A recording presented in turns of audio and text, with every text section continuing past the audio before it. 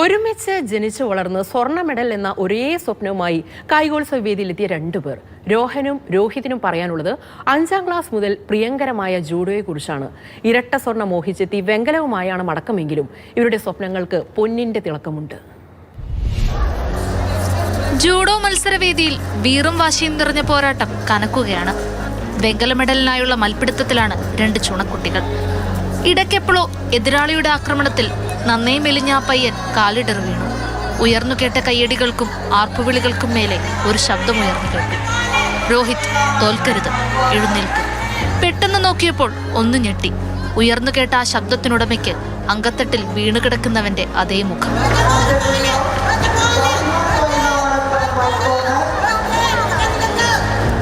പരിക്കുപറ്റിയ വലങ്കയും താങ്ങിപ്പിടിച്ച് അവൻ ആർത്തു വിളിക്കുകയാണ്, പ്രോത്സാഹിപ്പിക്കുകയാണ്. വീണുകിടന്നവന് ഉയർത്തെഴുന്നേൽക്കാൻ അത്രയും മതിയായിരുന്നു.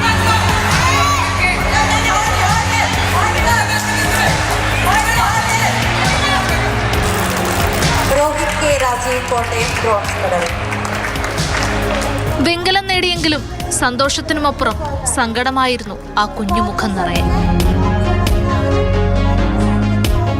നിമിഷങ്ങളുടെ വ്യത്യാസത്തിൽ ജനിച്ച് ഒരുമിച്ച് പഠിച്ചു വളർന്ന രണ്ടുപേർ വളർന്നു വന്നപ്പോൾ പ്രിയവും ഒന്നിനോട് മാത്രമായി. ജൂഡോയിൽ ഇരട്ട സ്വർണം മോഹിച്ചെത്തിയ രോഹനും രോഹിത്തിനും പരിക്ക് വില്ലനായി. രണ്ടുപേരുടെയും കുഞ്ഞുകിനാവിനുമേൽ ഇമ്മിണി വലിയ നിരാശയുടെ നിഴൽ വീണു. ഇനി കുറച്ചുകൂടി നന്നായിട്ട് പ്രാക്ടീസ് ചെയ്യണം, നന്നായിട്ട് ബൗട്ട് പിടിക്കണം. ജൂഡോയിൽ എനിക്ക് സ്റ്റേറ്റ് മെഡൽ അടിക്കണം, നാഷണലിന് പോകണമെന്ന് ആഗ്രഹമുണ്ട്. ഒളിമ്പിക്സ് കളിക്കാൻ പറ്റിയെങ്കിൽ ഒളിമ്പിക്സ് കളിക്കണം. വലതു തോളിന് പറ്റിയ പരിക്കുമൂലം തുടക്കത്തിൽ തന്നെ രോഹന് മുന്നിൽ മെഡലെന്ന മോഹം കൊഴിഞ്ഞു വീണു. പാതിജീവനായവന്റെ നിരാശ വീണ മുഖം രോഹിത്തിന്റെ മത്സരത്തെയും ബാധിച്ചു. എങ്കിലും തങ്ങളെ കാത്തിരിക്കുന്ന അമ്മയ്ക്കായി അവനൊരു വെങ്കല മെഡൽ ഉള്ളങ്കയിൽ പൊതിഞ്ഞു പിടിച്ചു. പിതാവിന്റെ വിയോഗത്തിന് ശേഷവും ഇവർക്ക് സ്വപ്നങ്ങൾക്ക് പിന്നാലെ പായാൻ കരുത്തു നൽകിയത് ആ മുഖമായിരുന്നു. ബാക്കിയുള്ള കുട്ടികളെ വെച്ച് ഇവർ എല്ലാ ആക്ടിവിറ്റീസും നല്ല ചുറുചുറുപ്പോടെ നിൽക്കാറുണ്ട്. ഒരാൾ തോറ്റ് കഴിയുമ്പോൾ ഇവർ മെൻ്റലി ഭയങ്കര ഡൗൺ ആവും. അപ്പോൾ ആദ്യമേ ഒരാൾ തോറ്റു, പിന്നെ മറ്റവൻ അവർ പിടിക്കൂല. അങ്ങനത്തെ ഒരു പ്രശ്നങ്ങളുണ്ട്. അതുപോലെ തന്നെ ഇപ്പോൾ ഇവിടെ പ്രാക്ടീസ് ആണെങ്കിൽ നമുക്കവിടെ സ്ഥിരമായിട്ട് പ്രാക്ടീസും കാര്യങ്ങളൊന്നുമില്ല.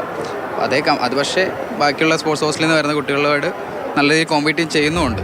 കോട്ടയം സെന്റ് ഫ്രെയിംസ് HSS മാന്താനത്തിലെ +1 വിദ്യാർത്ഥികളാണ് രോഹിത്തും രോഹനും. ഏറെ പ്രതിസന്ധികളെ തരണം ചെയ്താണ് ഈ വേദിയിൽ എത്തി നിൽക്കുന്നത്. ഈ തോൽവിയെ ഈ ദിനത്തിനപ്പുറം ഒരു പാഠമാക്കി ഇവർ മാറ്റും.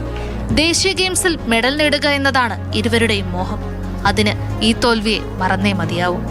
ഇത്തരം കായിക വേദികളിലൊക്കെ വരുമ്പോൾ ഇങ്ങനെ ചില കാഴ്ചകൾ കൂടി കാണാൻ പറ്റുമല്ലേ?